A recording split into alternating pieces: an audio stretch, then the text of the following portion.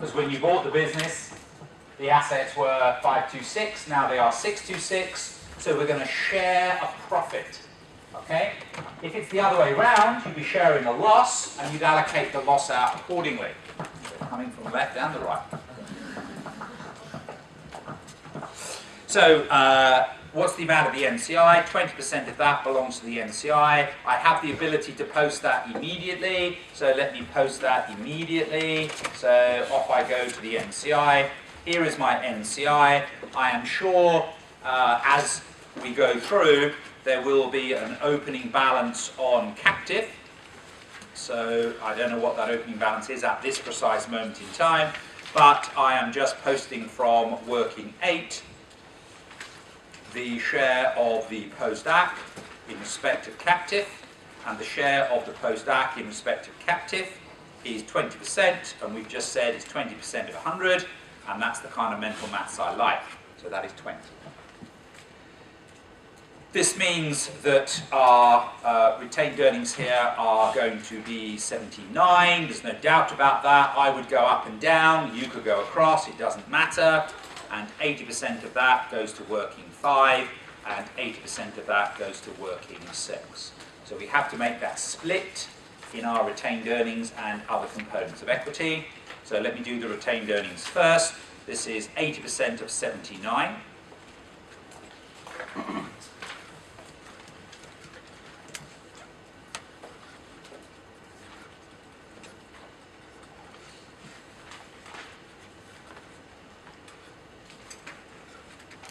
And 80% of 79 is a bit of a struggle for me. 63.2, thank you. Now, having posted the retained earnings, the logical thing to do next would be to post the other components of equity. And here I go. In other components of equity, I'm posting 80% of 21.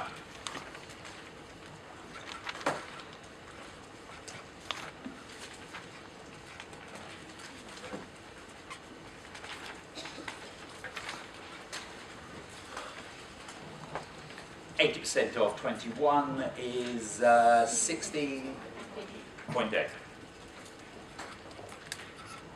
Back I go, back I go, back I go.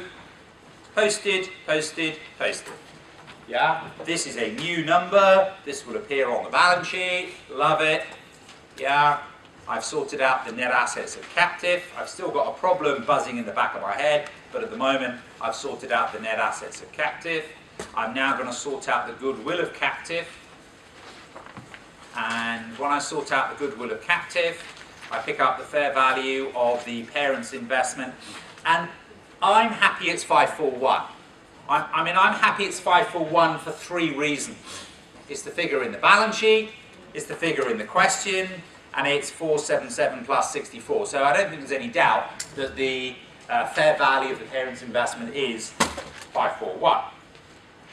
NCI is a bit messy because NCI is a proportion of net assets, and the net assets at the date of acquisition were given to me at 526.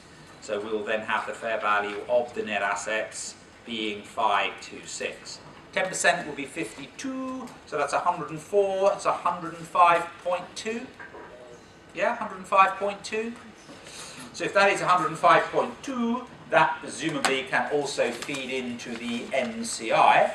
So we now know the opening balance of the NCI for captive is 105.2. So the opening balance there is 105.2. Yeah, and that's been determined in working 9.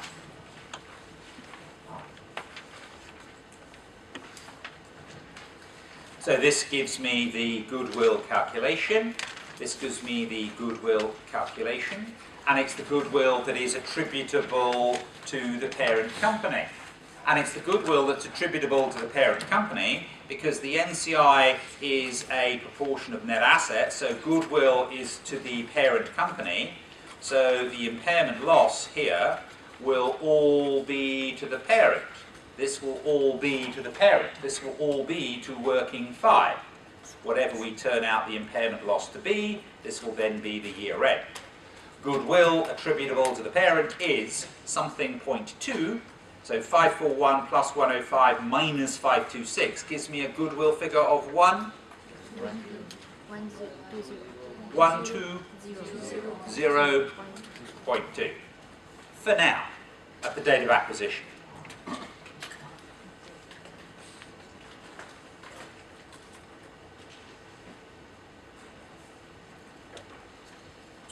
I'm going to deal with it now. Maybe I should duck it, but I'm going to deal with it now. There's a problem with the land. Let me read it again and see if I can work it out. It's a unique challenge. Never seen it again, probably never will see it again. The examiner is capable of writing something new. The carrying amount of the land at the date of acquisition was 56. And at the year end, this asset was still included in the non-current assets of land, non-current assets of Traveller. Pause. We've sold it. It's gone. We've transferred it. So when I look at my balance sheet, this figure here of 439 is wrong. What I need to do is to take out how much? 56. So I need to take out 56. Now, the marker doesn't see me do that. But that's my thinking. Now, if that's all you do, that's great. That's one thing. And that's the correct thing to do. Let's read on. The sale proceeds have been credited to profit and loss. No! The sale proceeds, what you credit to profit and loss account is the profit on the disposal, not the sale proceeds. The sale proceeds should not have been added to profit and loss. How much is the sale proceeds? Correct. You are effectively selling it for 64. So we have added 64 sale proceeds. I know the proceeds is not in cash. The proceeds is the investment in the subsidiary. Put that to one side. The sale proceeds, you're selling it for 64. It's worth 64. And that has been added to your profit. That should not have been added to your profit. So we're going to take 64 away from the profit.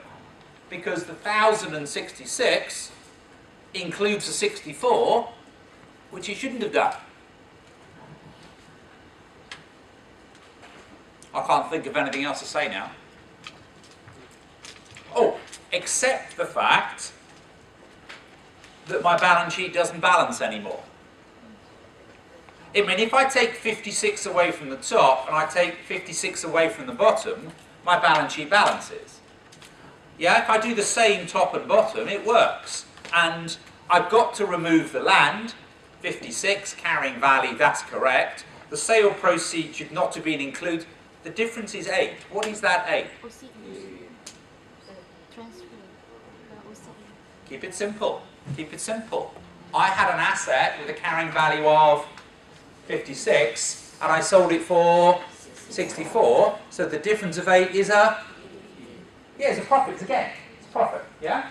And that profit should be in P&L. Yeah? So that profit here should be plus 8. Now, I can do a journal entry if you want me to.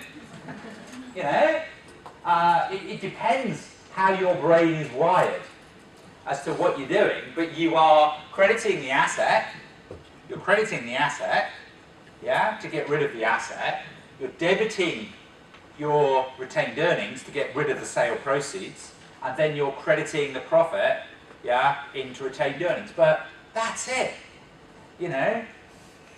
Now, when you read the examiner's answer, he writes a long story explaining what is going on. In the group accounts questions, don't start writing long stories. Yeah, you've got a consolidation adjustment. Now I'm pausing for a second here because when I do my assets cross-casting, I'll do that. But I think I've got to post these two entries here. yeah, in my retained earnings calculation. Anything that goes through P&L affects retained earnings. Anything that goes through other comprehensive income will affect other components of equity. We have sold an asset at a profit, and the profit is 8. So that 8 deserves to be in P&L. So back I go. That's earning me, I don't know, 3 marks or so, I guess. Yeah, so back I go into my retained earnings, and I have here, yeah, the removal of the proceeds, and the removal of the proceeds is 64, and then I have the recognition of the profit, and I have the recognition of the profit, and the recognition of the profit is 8. So just, you know, give it a, don't just write 64 and 8, say something, yeah? Don't write an essay, but say something. You are removing the proceeds, yeah? Reversal of the proceeds, reversal of land, or whatever you want to say it, but just say, find a word. Recognition of the profit on disposal, which is of course 64 minus 56, yeah? And now, are we happy with that? Can I move on? Because I've got one last thing to do, well, 2 last things to do. One is the impairment process, and then the other is to quickly just chuck some numbers down very, very quickly in a kind of manic way. So what are we looking at now? We are effectively looking at working 10, and we have an impairment review.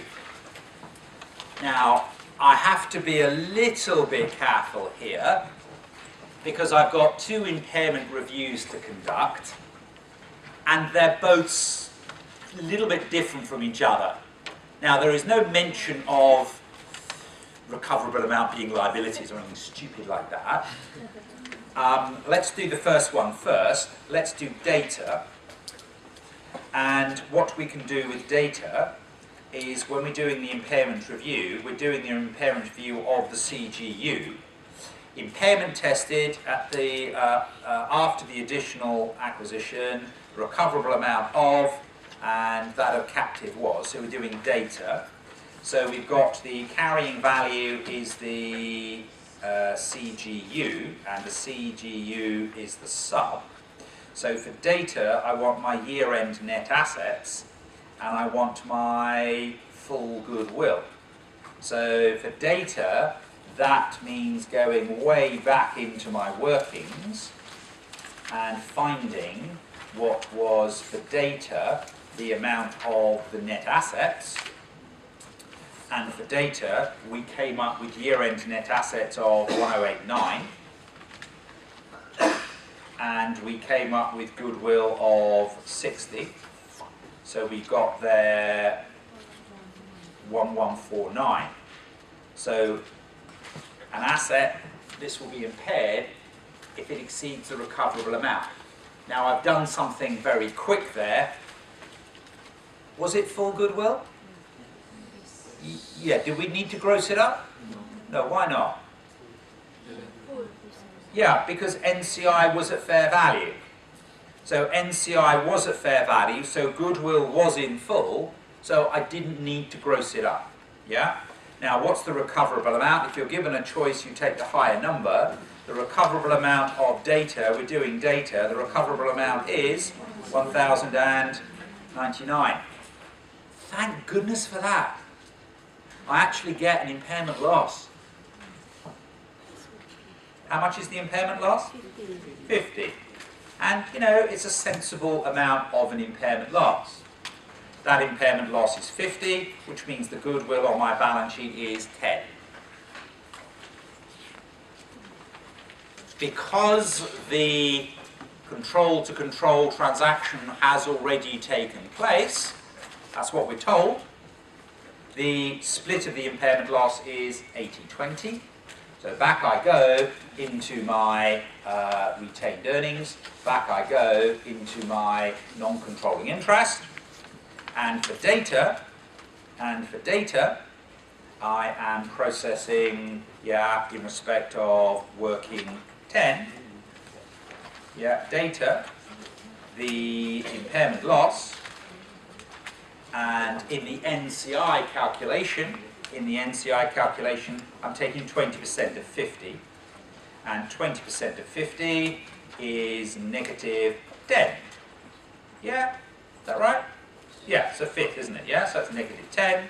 And in my retained earnings, again, this is reference to working 10, and it's data, impairment loss, and we are now in a world of an 80% split. 80% of 50 is negative 40. So that's in retained earnings. So I've just gone through and calculated the impairment loss of 50, and I've gone through and I have posted that to retained earnings and to my NCI. I am pausing because I have done the impairment review